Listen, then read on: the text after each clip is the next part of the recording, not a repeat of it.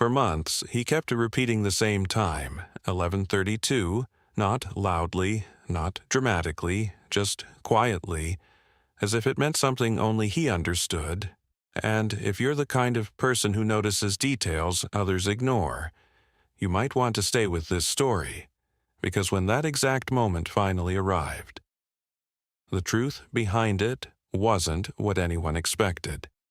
It began in the spring of 1895, in a quiet town just outside Leeds, England, where life followed routines so predictable that even the smallest change could not go unnoticed, and yet somehow, for weeks, no one questioned the one thing that should have mattered the most. The man was Edward Latham, a calm, reserved individual in his early 50s, known more for his discipline than his personality, the kind of man who lived without drawing attention, spoke only when necessary, and followed his daily routine with such precision that people often set their watches by him without realizing it.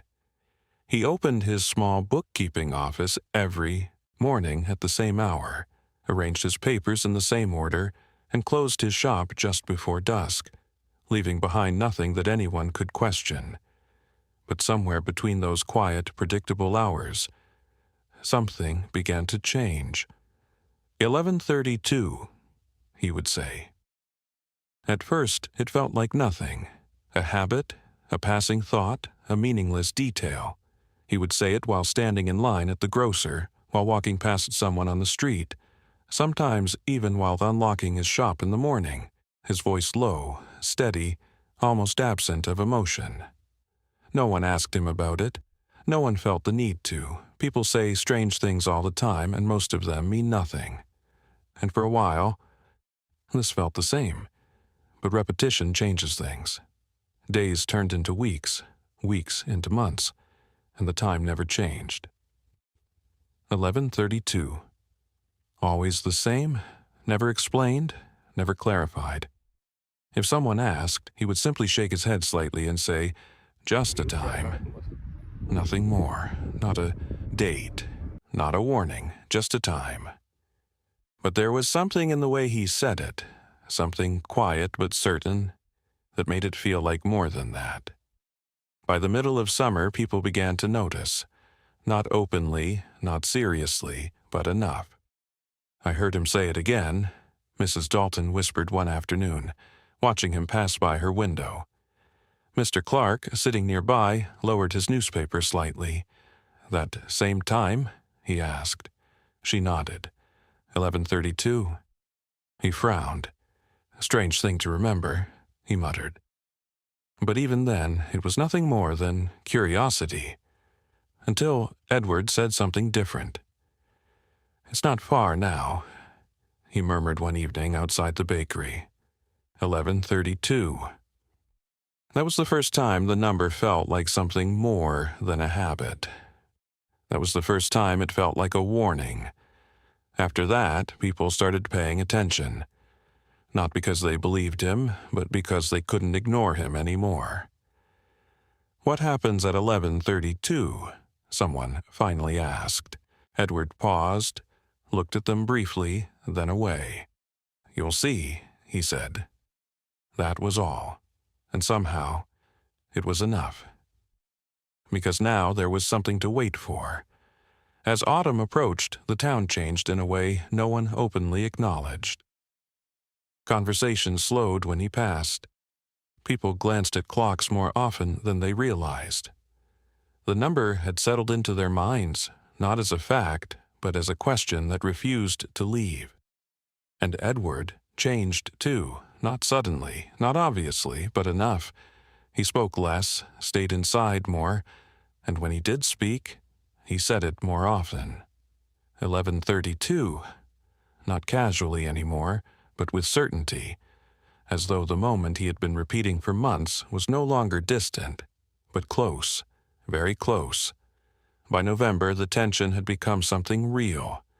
People didn't laugh about it anymore. They didn't dismiss it. They waited, quietly, uncomfortably, without fully understanding why. On the morning of November 21st, 1895, the town felt different. Not louder, not busier, just aware, as though something had shifted slightly beneath the surface. Something no one could see, but everyone could feel. Edward opened his shop as usual, his movements calm, his expression unchanged, but his eyes were different. Focused. Fixed. On time. At 11:30, a few people had gathered nearby, pretending not to, standing just close enough to see. Mr. Clark stood across the street, arms folded. Mrs. Dalton lingered by the window. Others passed more slowly than usual, their attention drawn without permission. At 11:31, the silence grew heavier. No one spoke. No one moved. Edward stood behind the counter, his hands resting lightly on the surface, his eyes fixed on the clock hanging on the wall. Then, 11:32. The clock ticked. Once, twice, 3 times. Nothing happened. No sound, no movement, no sign of anything unusual. The moment passed exactly like every other moment. Ordinary, empty, pointless. A quiet breath broke the silence. "That's it?" someone whispered. Another shook their head. There was nothing. The tension faded almost instantly, replaced by confusion, then embarrassment. People began to move again, to speak, to laugh quietly as though they had all been waiting for something that had never existed. But Edward did not move. He remained exactly where he was, still. Silent. Unchanged. "Mr. Latham," Mr. Clark called, stepping inside slowly. No response. He moved closer. "Edward?" Still nothing. And then he saw it. Edward Latham was no longer breathing. He had died at exactly 11:32, standing exactly where he had been watching the clock. For months.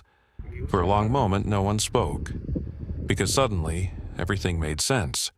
He hadn't been predicting an event. He had been counting down to a moment, his moment. And now I want to ask you something. If you somehow knew the exact minute your life would end, not the day, not the year, but the exact second, would you tell anyone? Or would you carry it quietly, the way he did? Tell me your answer in the comments. And if stories like this make you think differently about time, don't forget to like, subscribe, and stay for the next story.